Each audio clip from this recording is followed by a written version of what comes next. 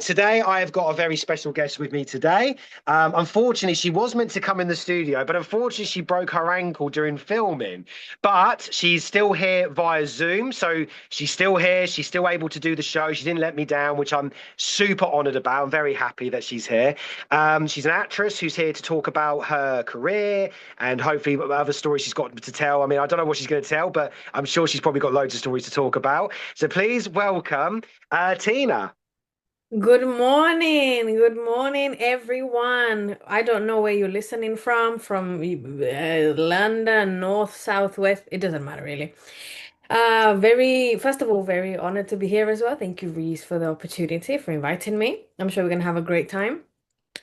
And just to introduce myself, I am Tina Demova. I'm 26 years old and I'm an actress based in between Spain and the UK.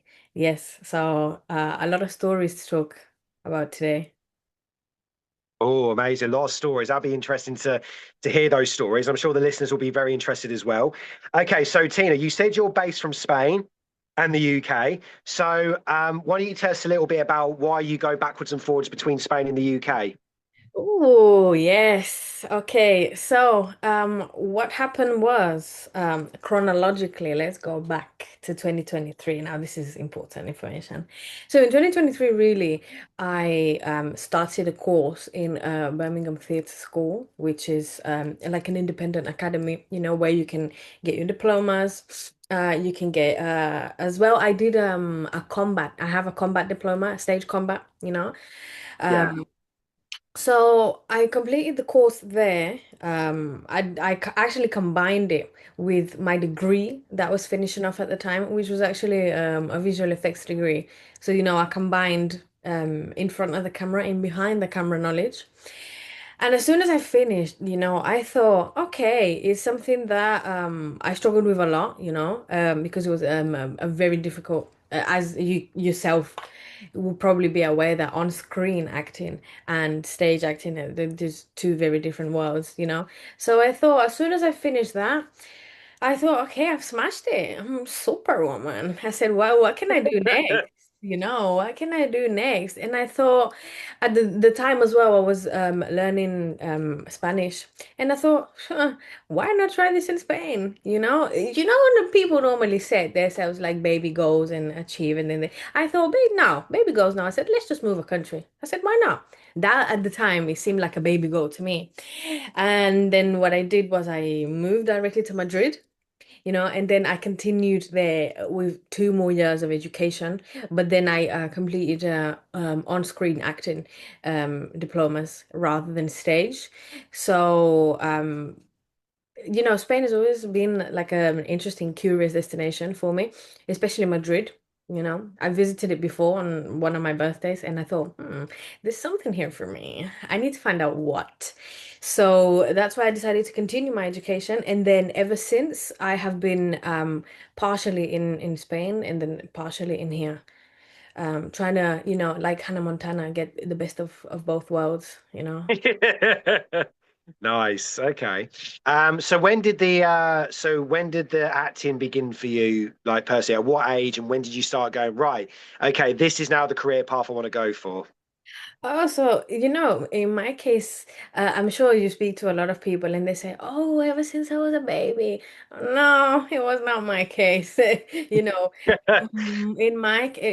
I never was in the environment growing up where, I'd get maybe sent to theater or to see a play or the school did theater. No, that wasn't my case. I always like had fascination, for cinematography particularly. So I used to consume a lot of movies when I was little, and I always used to be very like fascinated and kind of have like a breakdown process in my head. So Hmm. that's why I went on to study, behind the camera. Okay. So I'll master everything I need to know about how to do it. I'm a little bit freaky like that. But then the more I got, to study and got familiar with the industry, the more I thought, mm, I want to do that. See, this is my thing with me. As soon as I do something, I'm like, "Ooh, let's do the next." So I thought I want to do on screen, because I thought that behind the screen, it didn't really have that much liberty of expression. So I thought, let me stand in front of the camera so that no one can stop me from doing what I want because the camera is just going to be seeing me.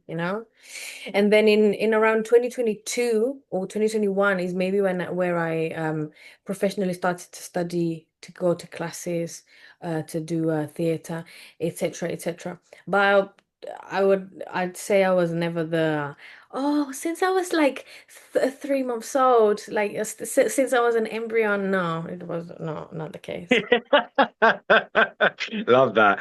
Well, that's good. I mean, at least you was going after something that you thought you was going to do, and then it changed. I mean, it's always good when stuff like that happens. When it's like, oh, you don't expect a career to sometimes take you on, and then it does. It's like with, for example, with me, I never expected to do radio. I mean, I was always into the filmmaking, but then all of a sudden, radio presenting come along, and I was like, now I'm on the radio.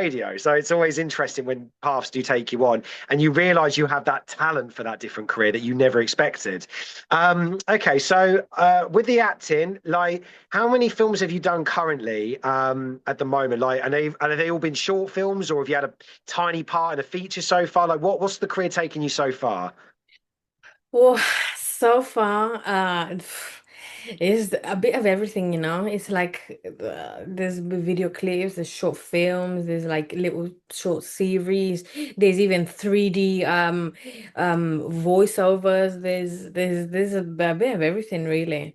I could say I've had a very wide uh rate of expansion. I've done quite a few different things. Actually, the last project I say was based in a theater in Madrid. So I've kind of swifted more recently towards the stage acting, I'd say. But I definitely I've done a fair share of nearly everything, I'd say. I'm not gonna say everything because who knows what's about to unfold. Oh, amazing. Okay. So for example, if you could, so far, like in terms of your short films that you've done, is there any particular ones that you wish that you kind of go for, like genre wise or role wise? Is there one that you're like, I still want to do that, but I haven't got there yet? I feel like I would definitely do a psychological thriller. I feel like horror is not really necessarily my genre because maybe making it in the process would be a different story, but just viewing it, then I'm not gonna sleep for 3 months. That's the story of my life. Unfortunately, but a psychological thriller, definitely. I feel like I've always been attracted to these kind of characters that have like a dark chip in the quite yeah, challenging. I don't know why. I've never, for example, I've never really been like a romance rom-com sweetness kind of girl. I find it so cute for whoever likes it, but not for me. So I'd definitely be a psychological thriller kind of girl. I feel like I have, Okay. I feel like I have a lot of craziness that needs to be seen and unfolded. So Okay, okay, fair enough. Okay, so in a way, you kind of, I mean, because right now, speaking of like crazies, there's a movie out there called Obsession, which has a crazy woman inside it. So, I mean, would you maybe think of, I mean, even though that is technically a horror still, would you still maybe want to go for that sort of role? I feel like I would go definitely if the opportunity is presented. I just won't see the final result when it's made because the technicality of my brain it doesn't understand the process of a horror film, so I didn't won't sleep for like a year. But I'll definitely take part of doing it. I just won't watch it at the end. Even if you got nominated for an Oscar, you still wouldn't watch it. Oh, definitely not. They have to pay me a lot of money. I could just imagine as well, you go on an interview show and they go, so have you seen yourself in the role? You're like, no, I've done it, but I'm not looking at myself. I can't do that. I'd have to say I look at myself enough in the mirror. I don't need to see me in a no, no, no, definitely no. No. I love that answer. That's great. That's such a brilliant answer. I look at myself in the mirror every day more, so I don't want to look at myself on film. That's brilliant. Um, just for the camera, guys, she's literally like shaking her head, like, no, absolutely not. Uh, Oh. best response ever. Okay. So you say about psychological thrillers. So is there any films in particular that do stand out for you, the psychological thriller wise, are your favorites? Also many, wow, The Silence of the Lambs, you know, Ah, yes. right. I feel like maybe I even think The Silence of the Lambs even takes place in a different category. I'm not sure if it's psychological thriller or just directly a horror, but I remember when I was watching it, one thing that really fascinated me, obviously Clarice as well, of course, but another thing, Anthony Hopkins, I find it really bizarre how his screen time throughout the whole film was a total of maybe 8 minutes, and he just swept the whole thing away, you know? Yeah, he was fantastic in that role. I mean, there's no doubt about it. Plus, that's my third favorite film of all time. Like, that's just such a great film. So every time people do mention the psychological thriller route, it's always Silence of the Lambs. It's like, yeah, obviously, it's one of the best movies ever made. I mean, of course it is. So that's even more amazing that you go for that route. Definitely. Is there any other films that come to mind that sort of inspire you? Oh, again, another classic, Clockwork Orange. Oh Wow. my God, that's my second favorite. See, oh, this this God. this is a very good dynamic today. Me and you really. Yeah.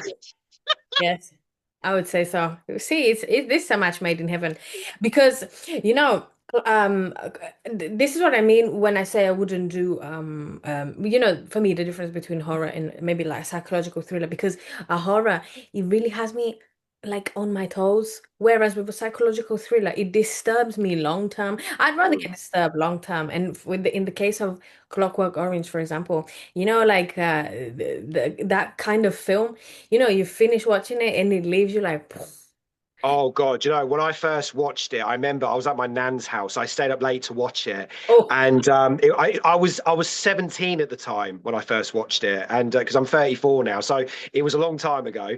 But I remember first time watching it, and what made me intrigued was everybody said, "Oh, you can't watch that film. It's too horrible and it's very bad." But when I watched it, I found it more like a dark comedy than a dark thriller, really, because there are moments in it where I was kind of laughing at some scenes, like the way the dialogue was done, and scenes that do kind of make it a little bit goofy, and like the sergeant police character who was played by Michael Bay, so he was really funny in it, like because he didn't like Alex, and he was like you could tell he was annoyed that he was going to leave prison, and he was like, why is he getting away with this? And there were just bits in it that were making me laugh, and I was like, to be honest, this is more like a dark comedy now. Like, yeah, back then in the 70s it was really bad, really violent, really strong, but then you have to look at some of the movies compared to it, like for example Deadpool, which that has much more violence and gore in it than a Clockwork Orange does. So when people say, oh, you can't watch Clockwork Orange, it's really bad, I'm like, yeah, but I think Deadpool's more violent than Clockwork Orange, so I think I'll stick to a Clockwork Orange, because at least a Clockwork Orange, yeah, it has its moments of violence, but there's no blood splatter, there's no guts flying around the place and stuff like that. And like I said, there are moments where you can laugh at Clockwork Orange, where you're just like, it's the way the characters are and the way they're written and portrayed, and also Malcolm McDowell's performance is just out of this world incredible as well. I mean, you say about Anthony Hopkins, but Malcolm McDowell was just astonishing as Alex, and you just watch him, and it's kind of funny how he turns from this unlikable, horrible young lad, and then when he comes out of prison, you kind of feel a little bit sorry for him in some occasions, and it is kind of like, oh, this is messing with my head. One minute you hate this guy, and then one minute you feel a bit sorry for him. And then there are times where it's like, and in the ending, you kind of like, he's come back to his ways, and you think, what's going to happen when he leaves that hospital? Was he going to kill his family? Is he going to kill his friends? Is he going to be worse? Like, it really does leave you hanging, and that's what I loved about it. But what I loved most about it of all was it was just so astonishingly weird. Like the costume design, where it was set, the characters, the darkness, the comedy. It really did. It sort of mess with your head, and that's what I loved about it. That's why it's one of my favorite movies, because it just completely messes with your head. So that's what I look at it as. I mean, I don't know if people see it as a comedy nowadays, and that's fine. But even Malcolm McDowell said nowadays people do see it as a dark comedy. So who knows? But yeah, but Clockwork Orange, that definitely, those are definitely my top favorite movies. So I'm just going to see if there's one more film that plays out. That's one of my favorites. So one more film that you're going to say, just in case. So just one more that inspires you. Oh, no pressure, Reese. Talking about pressure. Now I have to get it right. I definitely won't because my other one as well, which is like a top reference for me. It's called it won't be, I'm 100% sure. It's called City of God. Oh, that's a good one. That's a good one. City of God, definitely. That's a really good one. That's a really good film. I know I didn't get. I don't know what yours was, but I didn't. Okay, so my number one film top is The Shining. That was my next one. Ah, okay, Ah, okay. ah. With Jack. Okay, I see. Um, I haven't yet brought myself to watch it because I feel like his performance is very magnetic. I feel like it could confuse my strangely wired brain to think it's a horror and then I won't sleep. So, I'm in a risky position. I'm like, do I I watch it? mean, it's definitely more horror, but there are layers to it, which I will talk about off air. I'm not going to discuss it now because there's dark themes I can't really mention first thing in the morning, but there are things about it that do make it very psychological, 100%. But anyway, but that's fine. City of God, though, that's a really good film. So that's a really good choice. Really good inspirations, very good film taste you have. So well Right? done. I'm very happy with that list, 100%. You've kind of already answered the questions of the favorite genre and some of the favorite films that you like. Because normally when I mentioned the questions, I was going to ask your favorite genre and some of your top three, but you've just sort of thrown them out there already. So well done. Thank you for that. I really appreciate that. Um, okay, so all right, so we're going to take a little break now. We're going to play some tracks, and we'll see if we can talk more about what else you've got to talk about in terms of your film ideas or what you've got coming up and everything like that. But also, I want to talk to you very quickly about The Shining Layers off air, if that's okay as well. Why Awesome. I think you should give it a go. Yeah. Anyway, guys, so yes, please stay tuned. More from Tina and me very soon. And now the next track I'm going to play is from a very forgotten film from my childhood. I found this movie again just recently because I almost forgot about this movie. And none of this movie people remember it exists. So I'm going to play a track from it. This is the track from Rocky and Bullwinkle. You're listening to Manigan's Movie Music live. I'd love to be with me, Reese Manigan, and my special guest today. Tina Demova. Hello, everyone. This is great. Tina, are you having fun on the show so far? I am. I feel like we needed to have this conversation, especially on this very hot day, to distract me from the heat, because at least we're laughing. We're hot, but we're laughing. Exactly. Yes, that's what we need. We need to laugh more, even in this dying heat. I mean, I'm hoping that the listeners are tuned in and they're enjoying the show, even though they're probably sweltering in their living rooms right now, or God knows what. I mean, even though I've got two fans on and the windows open, it's still not paradise here in the studio, guys. I tell you what, it isn't. And my ice drink has already melted. It's only been out the freezer for 2 minutes and it's already melted. I mean, come on, what does that say? Okay, right. So, Tina, you were saying about because we were talking about The Shining off air and everything. I was telling you about the layers of it all. So, have I convinced you to give it a go, to give it a watch? Oh, yes, unfortunately, yes. I'm gonna have to sacrifice myself for the greater good. Yes, I will. I will. I love her answers. It's so brilliant. I tell you what I love about lately these guests I've had. So last week I had Lydia, who, if you guys tuned in, she absolutely cracked me up with her answers. And now Tina is actually almost getting there on the same. And what I love as well is that Tina's actually answered most questions most with the noises. So when I say so, she goes, uh, Mm. We're very crunchy. I say we're very crunchy people, like chomp chomp. We need some sound effects, because otherwise everything's just very plain. Like there you go, chomp chomp. exactly. We need to add some textures and layers to these conversations. They cannot be plain. No terrain is plain, Reese. You should know, geographically speaking. No, no. See, this is what I love. I love guests like this when they come in and they bring this uniqueness to them. I love it. Honestly, this is great. I mean, last week I laughed so hard at Lydia and this and her responses, but Tina is also giving out such fantastic responses, You great vibes as well. These are the types of guests I love to bring on my radio show. But I saw a little snippet of her interview, and I feel like she had a technical advantage because last week it wasn't so hot, and she was talking about twerking. Even if I tried to twerk this week in this heat, it wouldn't be possible because I would melt in. I would no, I cannot. She had a technical advantage. I cannot use the same kind of conversation partition. I have to go and take a different route of funniness. I cannot talk, I will die. Love this. But do you know what? You need to watch the whole interview because her whole interview is really like there's more than just talking about that. There's loads of stuff that she makes me laugh on, but I'm not going to reveal what those are. If you want to find out what I was laughing at, please go on YouTube, guys, and check out the latest videos on my YouTube channel now, Reese M92, and make sure you hit that subscribe button to keep notified on my latest radio shows and of course my film projects. Which, speaking of, Outsmarted season 4 is getting filmed currently at the moment, and Joe, I tell you what, it is slowly getting there, guys. It is slowly getting there. I'm so excited to get the most of it all filmed. It should hopefully be wrapped up by late July, early August, and hopefully, if I get all the footage I need, there might be a teaser trailer coming either on the 1st of August or the 1st of September. I'll keep you notified when that happens. So make sure you guys keep an eye out, and to make sure you don't miss it, subscribe to my YouTube channel on Reese M92, and you won't be able to miss out on it. Yeah. I love that, to everyone that cannot see you right now, you sound like so positive and vibrant, but I can see your eyes and they're looking like they're trying to kind of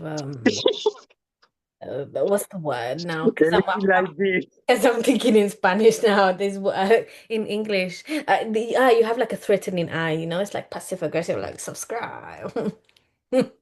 Subscribe. Well, to the people who haven't tuned in, they're going to watch the video anyway, so they'll see my eye of psychological, seriousness. Please subscribe. Yes, they will feel the same fear I'm feeling right now. I love that. Basically, They'll feel the same fear when really it's excitement and intrigue. It's nothing to be scared of. I'll subscribe to his channel. This is intriguing. yes. It's a good job I'm far away. I'm not in the office. Ah, true. Excellent. I love that. Okay, right. So, guys, just so you know, we are in 10 minutes until the next part 2 of the show. So if you've just tuned in, be sure to carry on and listen to the rest of the show. We've got more stuff coming up. We have some really updated, exciting movie news that I really want to talk about. In fact, there's about 6 pieces of movie news I think should need to go through. But the only problem is, this is what I don't like about some of the movie news. They always subject on one film. When I can't talk about that one film in a whole section, they should try to narrow it down for just one piece. And I'll tell you what's really becoming annoying quite lately is spoilers. Have you noticed that lately? Everyone is advertising for film, but now they're showing clips of too much film, too much spoiling, too much story. It's like lately, by the way, I haven't seen Toy Story 5 yet, and they are showing clips everywhere of the film, and I'm not trying to watch them. And it's like, guys, stop showing clips of the film. I haven't watched it yet. Stop. Just stop now. You're spoiling everything. I mean, I don't know, but lately I feel like spoilers are becoming really, really bad lately. Like, we need to stop spoiling stuff from films and advertisements and keep it leveled. I don't know if you're having this problem either, but I'm actually having this problem. No, because I don't follow anyone and I don't look at anything. I just my, uh, yeah, I feel like it's a big thing on Instagram, Everyone's Mm. kind of I guess taking advantage of the liberty there is of expressing and content creation and using a lot of the upcoming projects to create content around it, which I find good, but I just switch it off. I put it to one side and I She's like, choose not no, to look. not interested. And I'm Absolutely always, not. I've always been that person. I've always been like very behind on the, yeah, most of my friends, as soon as it comes out, boom, they have to go and see it. Me, I take between 2 and 3 working years to get to see it. So Toy Story 5, I'll see it in 27 the 2030 probably. I take my time, I build myself up for it. Up, my own expectations. I build them up for me. I don't let others build them for me. So I don't have that kind of problem. So you don't go to the cinema and check out any new films then? Controversially, not really, because shall I tell? Oh, okay. Oh, you open Pandora's box. Let's talk about it, Reese. Um, for me, the cinema is not really a pleasant experience. Shall I tell you why? Because when I start to watch whatever it is, tunnel vision. It's me and the screen. I need silence. I need darkness. And I need no one to be speaking for the whole duration. The problem with the cinema is, well, it's not really a problem. I mean, it's a problem for me. It's just a social norm. When people like they'll speak, they'll comment, then you can hear the chomp of the very crunchy people. They will be chomping up the popcorn, and I don't like that for me. Like I don't want this to form a part of my experience. I need to be in a dark room, just me and the screen watching it. I cannot get distracted because otherwise I miss it. I'm a bit freaky, so going to the cinema just ruins my experience. Okay, that's fine. But in what I enjoy about the cinema is the experience of the big screen and the being in a room full of strangers and them acknowledging films. Yes, we do have issues with people that do, but do you know what? Now I get to a point where I do tell them to shut up. What I'll tell you this incident. I went to go see Godzilla -1 at the BFI IMAX, which, by the way, is the biggest UK screen ever. And I do think one day you need to go and check that out because it is an experience. Anyway, one day I was sitting down watching Godzilla -1. And I loved it. Big screen, beautiful. Great to see Godzilla shout in my face. It was amazing. But there was one point where there was a bunch of young lads, I'd say about 17, 18 years old, that were near the front of me. And when the screen went silent for a couple of seconds, someone shouted out something very rude. So what I done was I got up, went behind them, and I went, "Will you just shut up?" And they shut up after that, after they got scared of me. And then after the scene was done, when the film had finished, what I done was I picked up my half-empty drink and I threw it at them. And then I went, "Now you can talk," because I was like, "Look, you are not going to ruin this for me." And that's what I do now. So every time I hear talking, in fact, one time I went to see the movie I Swear, and there was a couple of men sitting behind me, really chatting before the film was coming on, which is fine. I don't mind them chatting when the ads are on. That's fine. But when the film's about to start, that's when they have to shut up. So as they're chatting and going, "Oh my God, this guy," and blah, blah, blah, I went to him, "Okay, shut up now, stop making noise." And they shut up after that. We need more people like you to restore the social norms. I would do that as a job. I would honestly do that as a job. If they would pay me to shut people up in the cinema, I would do that. I would, because do you know what? I hate it now. So every time I hear someone talk, I go shh, or I go shut up, or I go stop making noise. I need something more revolutionary from the cinema. I need every seat to have its own pod. So you close yourself in your pod. I'm very antisocial, by the way, but I love it. I feel like for some social situations, it could be acceptable. Each seat has a pod, and you close your door, and no one can hear you. I would love that. Okay, that's fine. I mean, what about couples though that go out to cinema and they want to snuggle up in the cinema? Well, then they can do a premium ticket, extra large two-seater in the same pod, and then you and Mary go and sit together. But you and Mary be quiet. We don't want to hear you. I'm sorry to say. I because well, I'm not. No, I lied. I'm not sorry to say because I've never been that person in the cinema that I was talking. You will never catch me say I was always quiet. I was always on alert. Even before the ads were finished, I anticipated, so I shut up. So I feel like everyone needs to have more consideration in the cinema, but I also understand that this is just me being a little bit extra freaky and demanding, and not everyone can keep up with the demands. So it's okay. I'll just watch it at home 3 years after it comes out. It's okay. Okay, so if you hear that, dimmer goers, if there's a business idea right there, make a pod. If you're antisocial, do not get the cinema and watch it for yourself. And if you and Mary, for some reason, Mary was the name that come up, you can comfort each other in the cinema by having your own premium seats. Exactly. Okay, guys. Right, we're going to play one more final track before the ads come on. So we're just going to play one more, and then the ads are going to come on. Then we're going to do in the second part of the show. Please stay tuned, guys. More from me and Tina after this. That was the Bourne Ultimatum, tracking Ross. And you're listening to the second part of Manigan's Movie Music live on Love the Beat Radio with me, Reese Manigan, and my special guest today. Tina Dimova here, everyone. Hello again. We survived another break in this heat wave. We can do it. Let's go. It's the most motivational speech from a guest I ever had. Normally they just say their name and that's it. So that was good motivation there. Love that. Well done.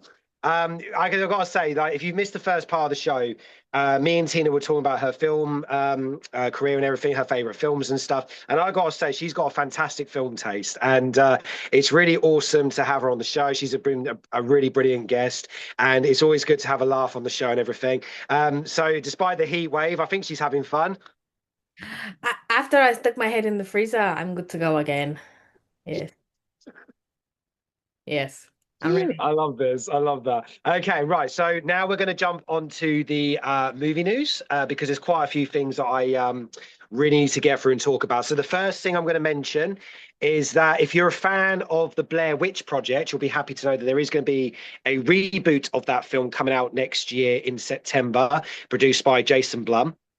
So obviously, right. So my opinions on the Blair Witch Project in particular. So just first of all, the first film I do like. I mean, it's not particularly my favorite horror found footage film or anything like that. It is really good and it's what it is and it done very well. In fact, it's the movie that broke the found footage genre because I remember when I was a kid and that film had been released, everyone was like, "Oh my God, it was a real film. It was based on a true story." Everyone thought it was real and they were going crazy and everything like that. But no, it's a fictional film. It just hit the found footage genre because everyone thought it was real. And I remember when everyone was talking about it, it really did break a record of the new horror genre. But yeah, there's going to be a brand new Blair Witch apparently. Now, I don't know if this is going to be a legacy sequel, if it's going to be a completely new film or anything like that. So as far as we know, the new one comes out next September. Let's see what they do with it. That's all I'm going to say. So who knows what that's going to bring out to it. But speaking of like sequels and what's going to be coming, we are going to get a brand new Donkey film with Eddie Murphy from the Shrek franchise, which is going to come out in the summer of 2028. So if you're a fan of Shrek, you'll be happy to know that Donkey is actually getting his own movie with Eddie Murphy reprising the role. Now, I spoke about this last week of the reaction of the Shrek 5 trailer, and everybody has gone nuts over the Shrek 5 trailer because of the animation and that the characters look a bit different and it doesn't look like Shrek and stuff like that. So I remember last week when that was all coming out, everyone was like really losing, well, they were going crazy over it. They're like, "Oh my God, it doesn't look like Shrek, and what's going on?" And yeah, it just completely blew up. And now, just to let you know that Donkey is going to get his own film a year after the new Shrek film.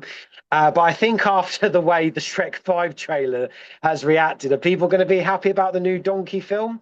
Well, I don't know. I mean, it depends. I mean, at least Eddie Murphy's coming back. That's the main thing. At least Eddie Murphy's reprising his role, I guess.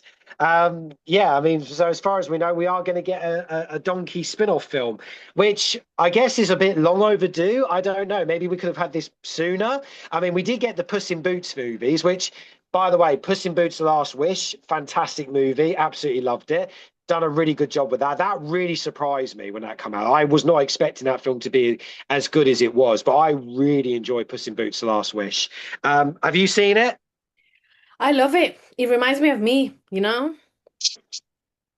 What does Puss in Boots remind you of you, or? He reminds me, I have like half of my personality is the donkey and the other one is Puss in Boots, yes. So sometimes I feel like identified.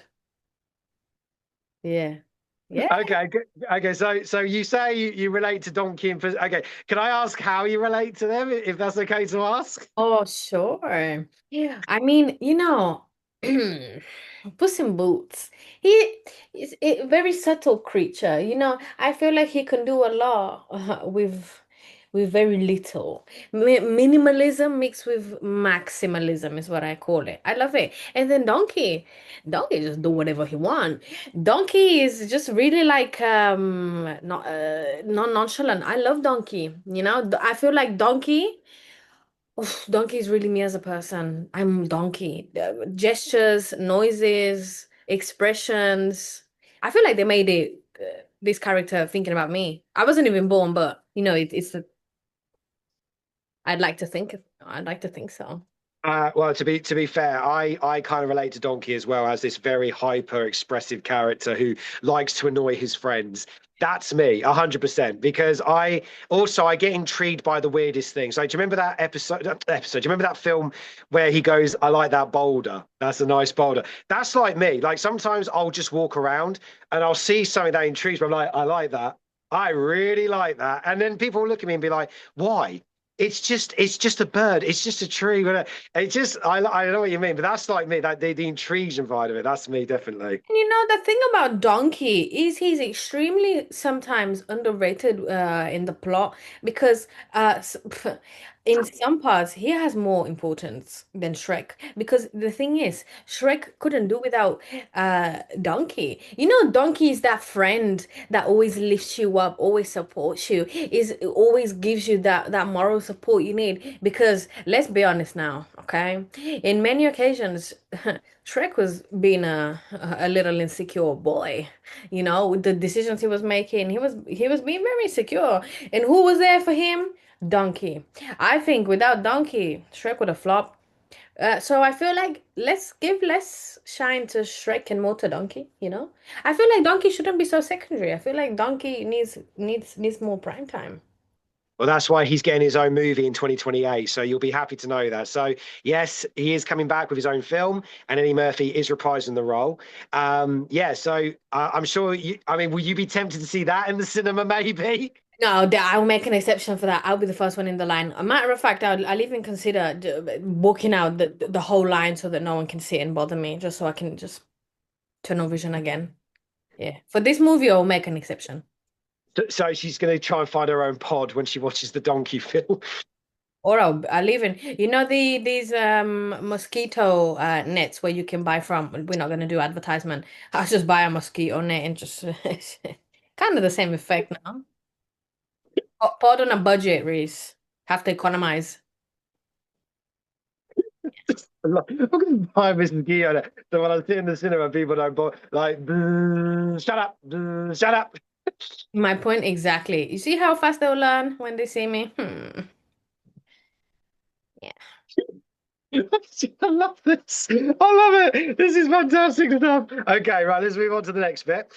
So Seth Rogen is back in a brand new film called The Interview, which I'm definitely going to check out because that does intrigue me. But apparently, in an interview, he was saying that he wants to direct another film again because apparently, after doing The Interview, it made him a bit gun shy for years, and he had PTSD after releasing that film because he was worried that he almost started a war. But it's really good to know that Seth Rogen will come back and do something else with it. And do you know what? Let him do it because Seth Rogen is a really good guy for comedy, 100%. I mean, I love most of his stuff. I love Bad Neighbors. I love Sausage Party. I love the Pineapple Express. Most of the stuff he's done, he just makes me laugh. He's just such a. I mean, I also love the end of all of us as well, when they play themselves and there's the apocalypse, and they are like that. Like that movie was just absolutely insane, and that's got to be one of my favorites. It's just absolutely bonkers. And I just love it because of that. It's just such a bonkers, nutty, crazy movie. And do you know what? Back then, when people weren't that offended by everything, that's what made the movie really funny. But do you know what?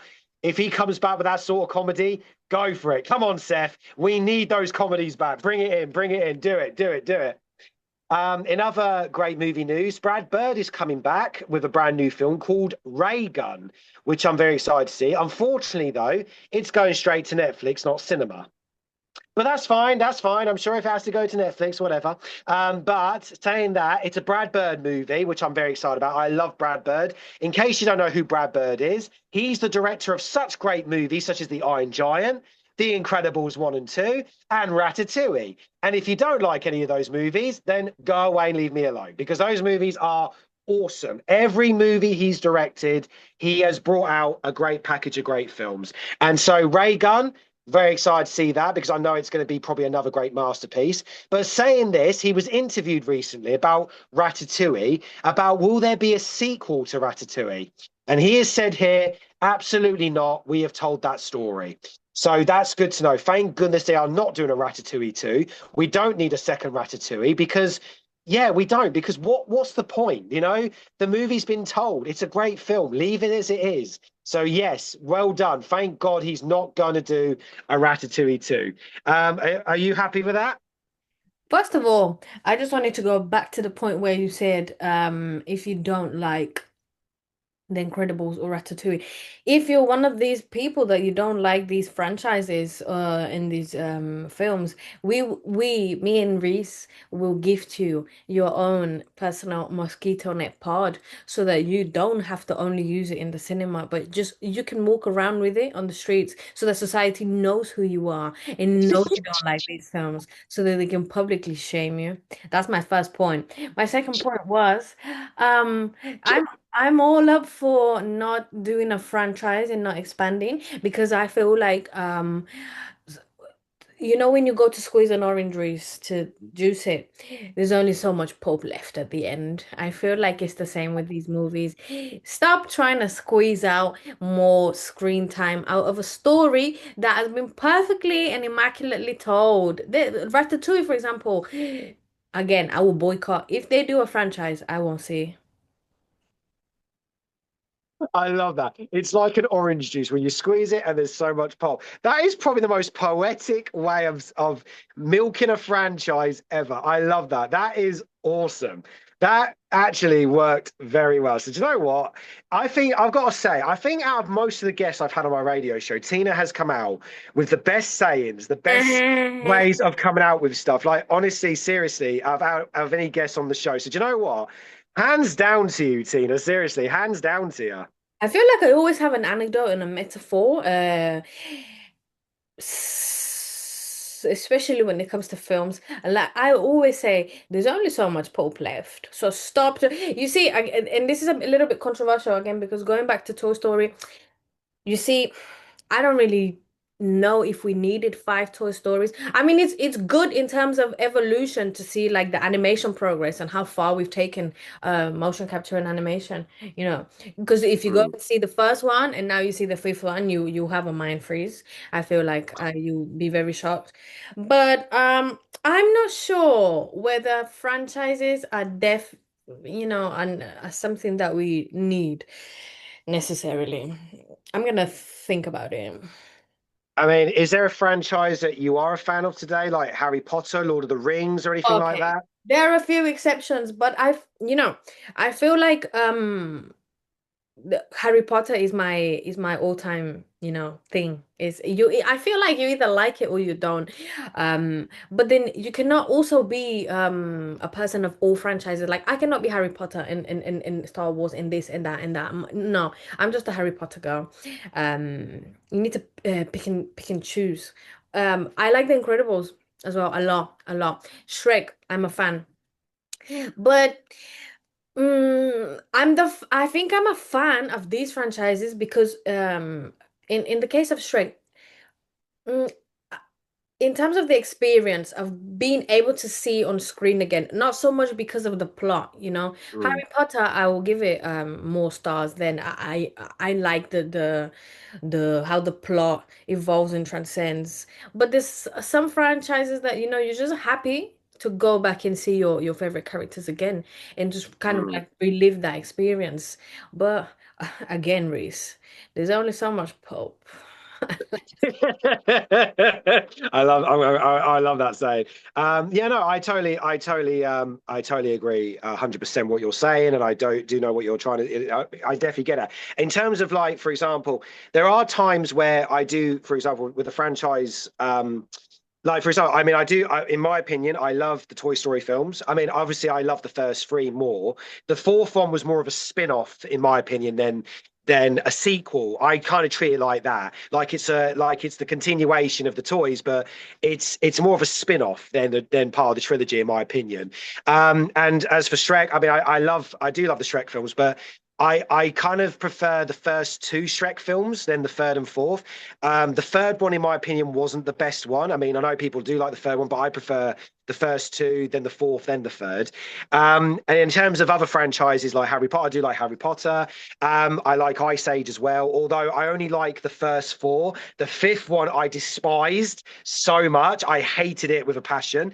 But I in terms of other friends, so this is going to sound controversial, but I'm not a fan of Lord of the Rings. I'm not a fan of Star Wars. I'm not a fan of Star Trek or Indiana Jones or anything like that, or even James Bond. I do not like those franchises. And the reason I don't like them is because I have a rule.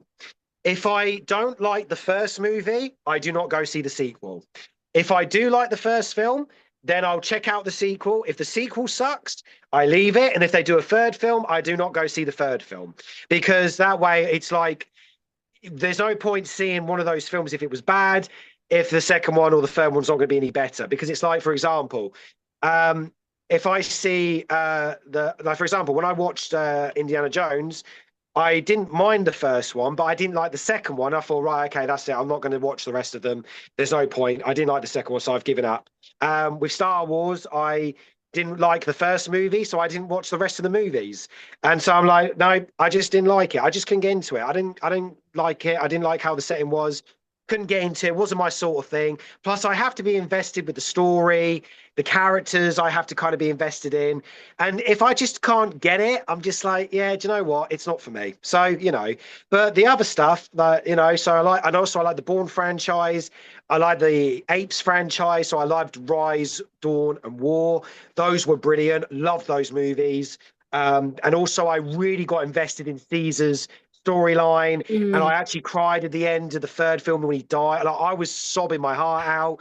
Like, yeah, I mean, yeah, it's just when you get so emotionally involved in that sort of character and you care about the story, that's when I'm like, oh my God, I can't wait for the next one. And yeah, so that's my take on it. That's my opinion. Yeah, I'm a little bit more permissive when it comes to that. I don't clock it off after the first one because to me it's like going on a date, you know. You might not have the best first date. That doesn't mean that the overall experience was bad, you know. I would give it a second opportunity. Yeah, I would. Yeah, for me, but if I think those characters weren't invested in the first one, they're not going to be as good as the second. And sometimes that does happen. It's like for example, guilty pleasure wise, the Hangover films. Yes, the first film I loved, but the second film was atrocious because the characters turned unlikable. It was the same story like the first movie. So it's just like you're watching the first film again. And afterwards, I was like, oh, what have they done to that? Like, because the first movie was so different. It was fresh. It was funny. It was like, oh my God, this is just such a great comedy. And then as soon as the second one comes, it was like, oh, they just ruined it so badly. So yeah, I'm sorry, but it has to be about character personality as well. And sometimes when it comes to sequels, they sometimes think, oh, let's change the characters into this from this. It's like you've turned them from likable to unlikable, and then you just end up hating them. And it's like it's such a shame that they do that because it's like they don't seem to know their characters anymore, and that's what really hurts sometimes.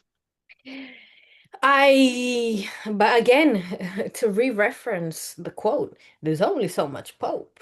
I, We're again, gonna hear that every day now on the show. then There's only so much pulp. and this is applicable to different social settings. It doesn't just have to be a film. Like you said, the arc transformation of the characters. I feel like in between the sequels, sometimes they make it very abrupt and they change many things. So, there's only so much.